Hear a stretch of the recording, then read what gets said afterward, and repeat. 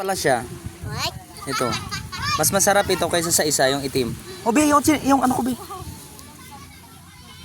Yan. Anong ato? Swaki? Swaki? Oh, ito swaki. Ano? Para nakakatakot sa tingnan. Kaya mo na, isaw-saw lang naman natin eh.